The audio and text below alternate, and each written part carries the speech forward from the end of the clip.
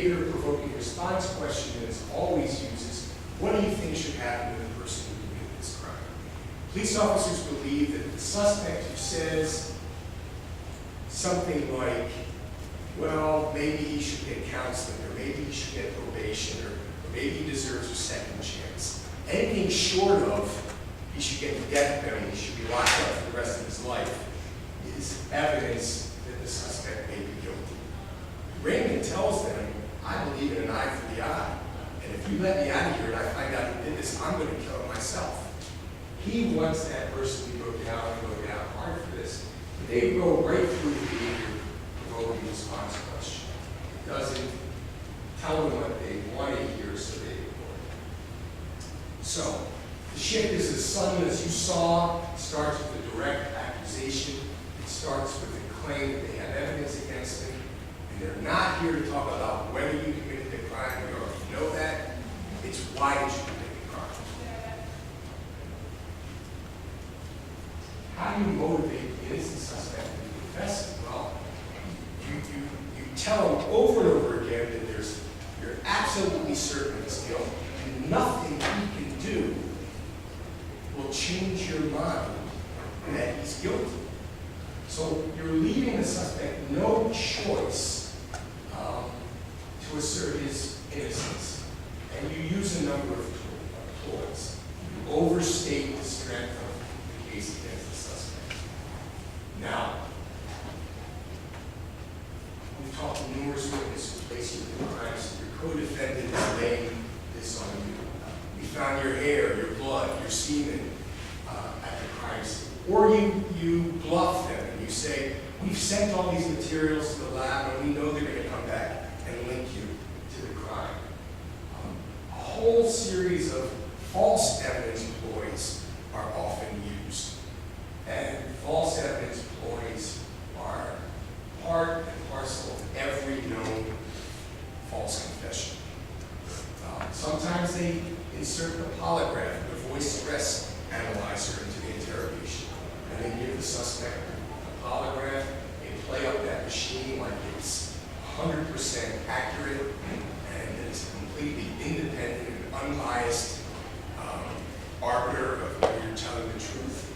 And they tell you that you failed the polygraph, knowing full well that the polygraph is not admissible in a court of law. Once they get that suspect to a place where he realizes he's not going to be able to continue to assert his innocence, they begin to give you an excuse for why you committed the crime. And they give you two alternatives. Either you're a cold-blooded, heartless murderer who doesn't care at all about the woman you just grabbed her. We don't think you're that guy, Raymond. We think you're a loving guy. Or it was just an accident. Things happen. Shit happens. It was just an accident.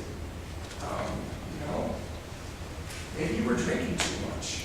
They give you a legal or a moral excuse for behavior. They contrast it with an explanation that makes you look like a hardened criminal. And those are your two choices.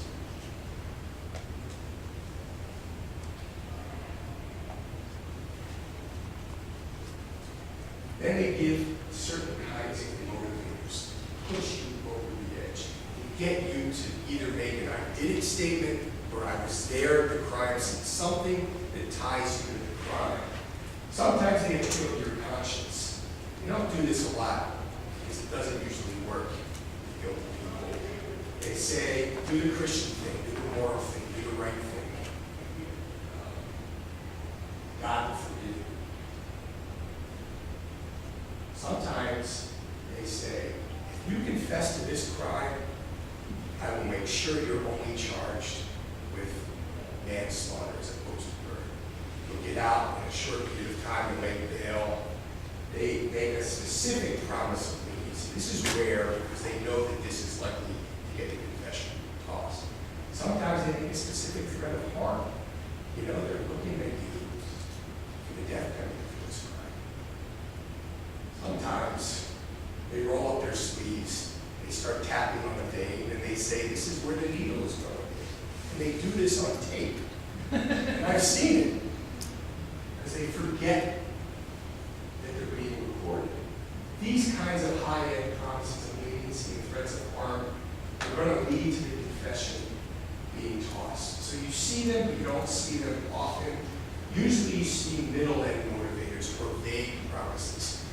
Big one is, we're here to help you out, and we can't help you unless you confess. The systemic inducement is extremely powerful. And that is, put yourself in the shoes of the prosecutor or judge. Who would you rather be when you come into court?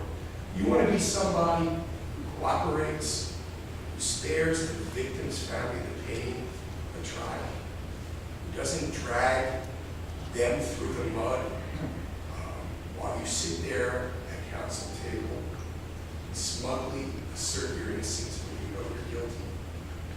Or would you rather be the stand-up guy, the guy who accepts responsibility, who shows everybody that they're truly remorseful for this crime? Who would you rather be when you come up in front of the judge? They don't say that the judge is going to treat you more leniently if you're the stand-up guy, but they do. That's the message they impart. That's the message that the suspect, in desperation, will grab a hold of. Given the choice between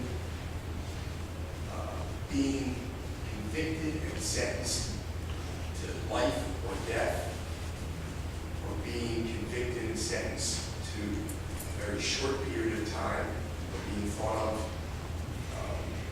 with leniency, suspects will take the lesser of two evils, even if they're innocent. And why will they do that? Well, they'll do it because many suspects have too much faith in the ability of the system to ferret out the truth. They think, I'll just confess, and when I get into court, everybody will see I'm not that kind of person. I couldn't have committed this crime.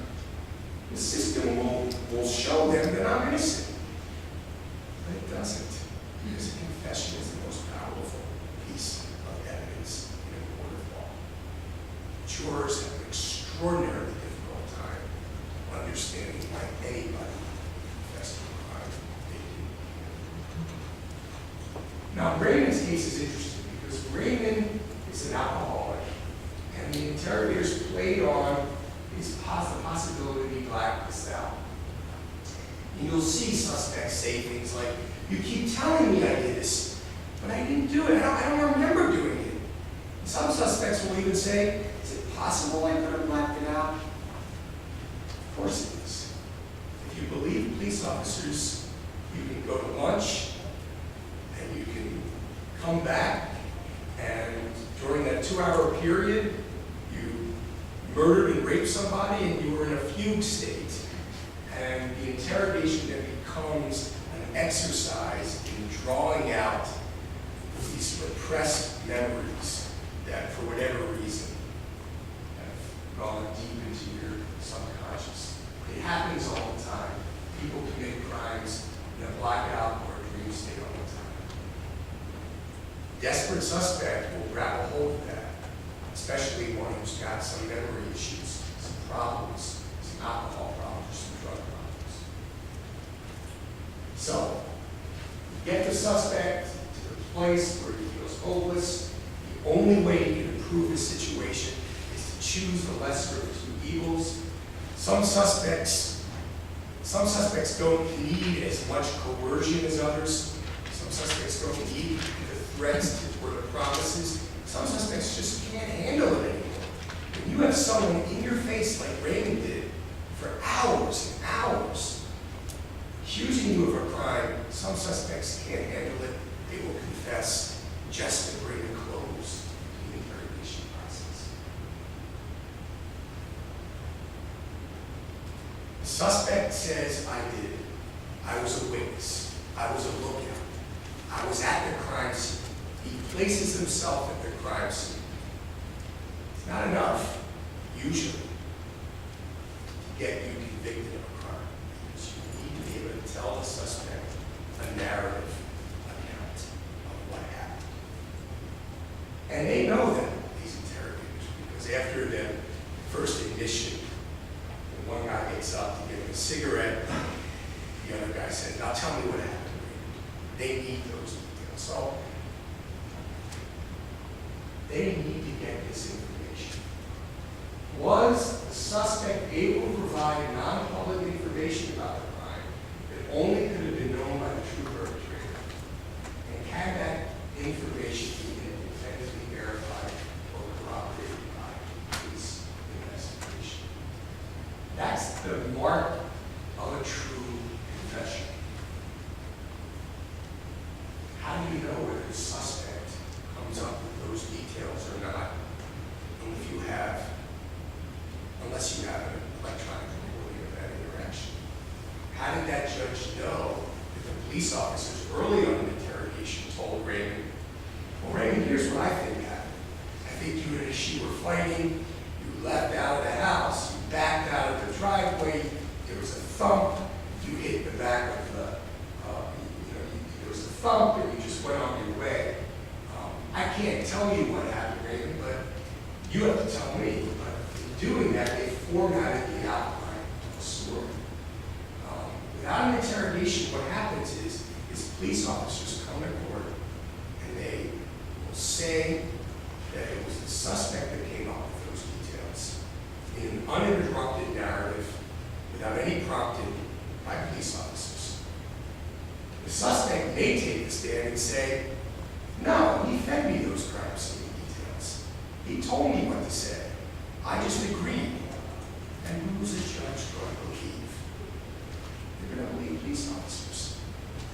Unless that police officer has a history of coercing false confessions, that police officer's credibility is going to be better than the suspect's. And police officers are trained professional witnesses. Part of their training is how do I communicate with credibility to a jury. Without an interrogation videotape, that suspect is going to get convicted because the confession is going to have a ring of truth to it when in fact it's false. And when I say this, I'm not saying that these police officers are lying. Some of them may be lying, but not all of them are lying. When people remember events, it gets filtered through their own biases.